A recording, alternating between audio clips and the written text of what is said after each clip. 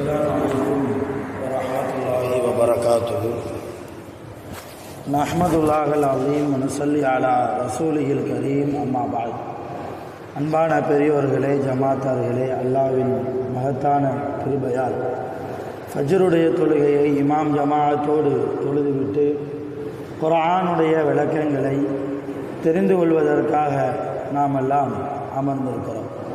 ரப்பு சுப்ஹானஹு வ தஆலா நம்முடைய எல்லா அமல்களையும் பரிபூர்ணமாக கபூல் செய்வானாக. ஆமீன்.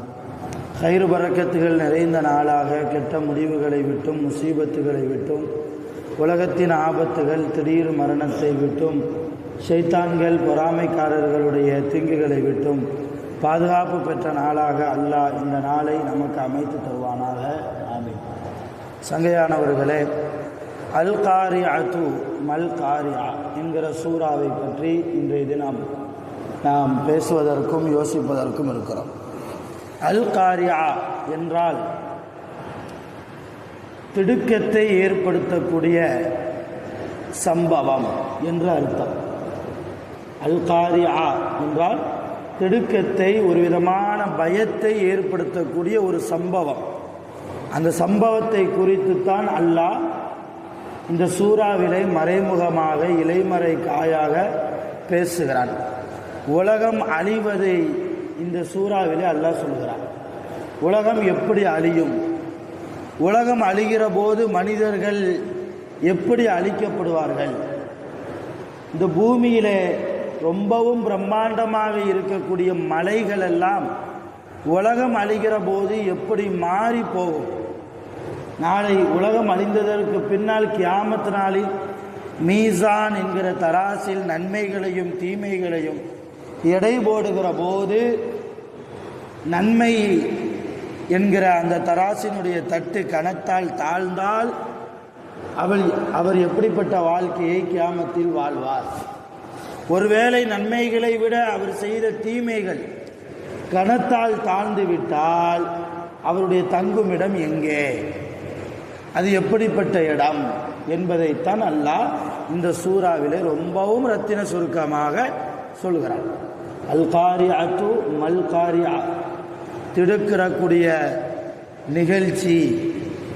ஒமா அதுராக்க மல் காரியா, நபியே நாயகமே, திடுக்கிறக்கூடிய திடுக்கத்தை ஏற்படுத்தக்கூடிய அந்த நிகழ்ச்சியை பற்றி உங்களுக்கு தெரியுமா? அல்லாஹ் சொல்கிறார், யௌம யகூனுன் நாஸ், அந்த நாளில் மனிதர்கள் எல்லாம், மக்கள் எல்லாம் கல் ஃபராஷில் மபுசூஸ், பரத்தி போடப்பட்ட ஈசல்களை போன்று இருப்பார்கள். உலகம் அழிகிற போது ஈசல் செத்து போச்சுன்னா பரத்தி போடும்போது எப்படி இருக்கும், அந்த மாதிரி மனிதர்கள் இருப்பார்கள் உலகத்திலே. அப்படி உலகம் அழியும் என்கிறான் அல்லாஹ். வ தகூனுல் ஜிபால் கல் யஹ்னில் மன்ஃபூஷ், இந்த மலைகள் இருக்கிறதே, பூமிக்கே அலங்காரம் மலை இல்லையா? மலைகள் இருந்தால் பாதுகாப்பாக இருக்கலாம் இயற்கை பேரிடர்களை விட்டும். அந்த அளவு அல்லாஹ்வுடைய அற்புதமான படைப்பு மலைகள். அந்த மலைகள் உலகத்தை அல்லாஹ் அழிக்கிற போது எப்படி ஆகும் தெரியுமா? கொட்டப்பட்ட ஆட்டினுடைய ரோமங்களை போன்று மலைகள் உதிர்ந்து விடும் என்கிறான் அல்லாஹ். உலகம் அழிகிற போது மலைகள் எல்லாம் ஆட்டினுடைய முடியை போல உதிர்ந்து விடும். தக்கூனுல் ஜிபாலு கல் இஹ்னில் மன்ஃபூஷ் ஃபஅம்மா, எனவே மன் ஸகுலத் மவாசீனுஹு, கியாமத் நாளில் அல்லாஹ் நன்மை தீமைகளை கணக்கு போட்டு பார்க்கிற போது யாருடைய நன்மையின் தட்டு கனத்தால் தாழ்ந்து விடுகிறதோ ஃபஹுவ ஃபீ ஈஷத்திர் ராலியா, அவர் அல்லாஹ்வுடைய திருப்தியை பெற்ற வாழ்க்கையை வாழ்வார். எங்கே? சுவனத்திலே. ஃபஹுவ ஃபீ ஈஷத்திர் ராலியா, அவருடைய நன்மை என்கிற தட்டு கனத்தால் தாழ்ந்து போய்விட்டது என்றால் நாளை கியாமத்திலே சுவனத்திலே அல்லாஹ்வுடைய பொருத்தத்தை பெற்று அவர் வாழ்வார். வ அம்மா, ஒருவேளை மன் ஹஃபத் மவாசீனுஹு, அவருடைய நன்மையினுடைய தட்டு கனத்தால் தாழவில்லை என்றால், கணம் இல்லை என்றால், லேசாக இருக்கும் என்றால், கொஞ்சம் தான் நன்மை செஞ்சிருக்கிறார், மீதி நிறைய பாவங்கள் தான், தீமைகள் தான் நிறைய இருக்குது என்றால் இப்போ அவர் எங்கே போவார்?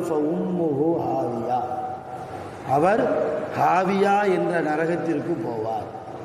ஹாவியா என்ற நரகத்திற்கு போவார்.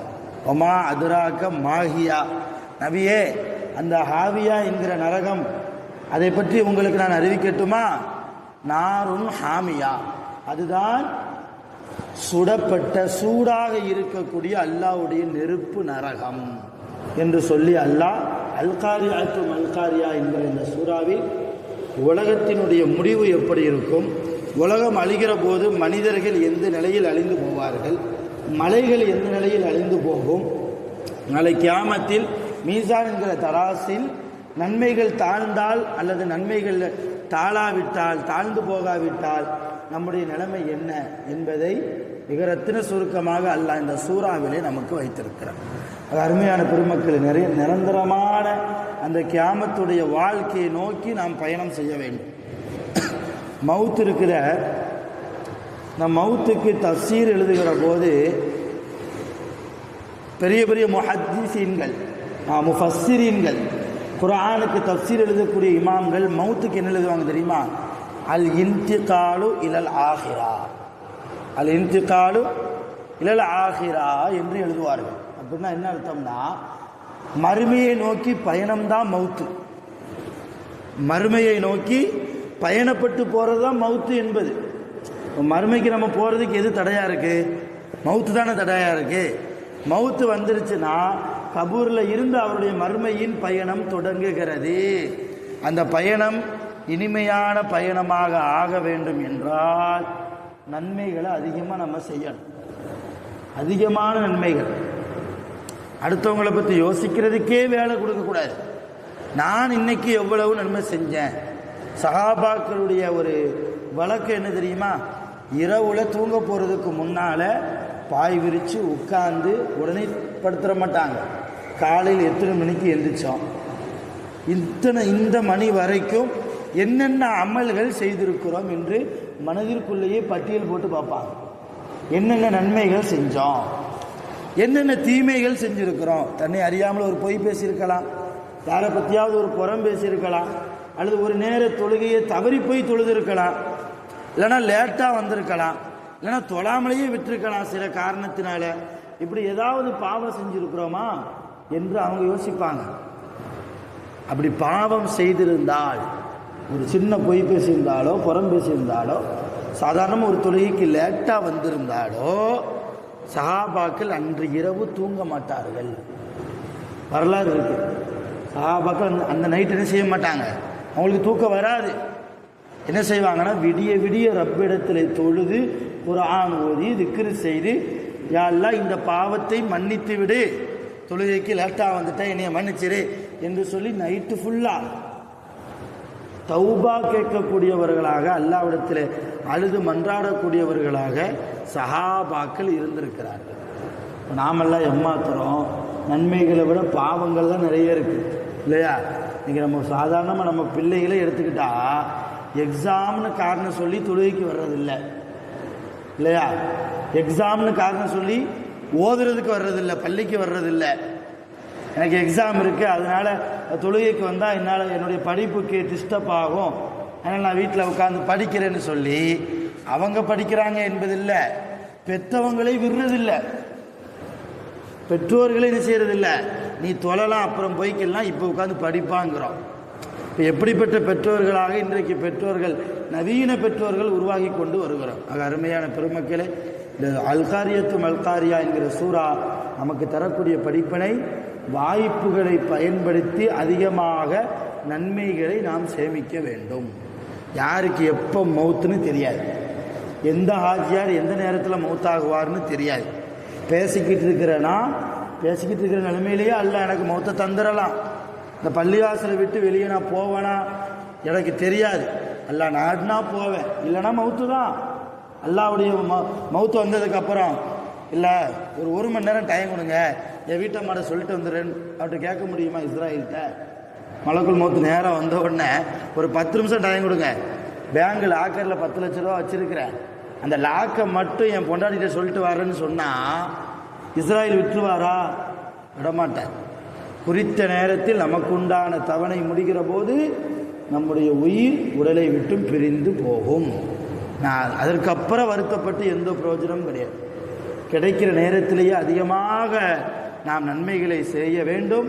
அந்த விஷயத்தை தான் இந்த சூரா நமக்கு ஒரு படிப்பனையாக தருகிறது. ரப்புல் ஆலமீன் அல்லாஹ் ஜல்ல ஷானஹு வ தஆலா இனி வரக்கூடிய காலகட்டங்களில் அதிகமாக தீமைகளை விட நன்மைகளை அதிகமாக செய்வதற்கு அல்லாஹ் அருள் புரிவானாக.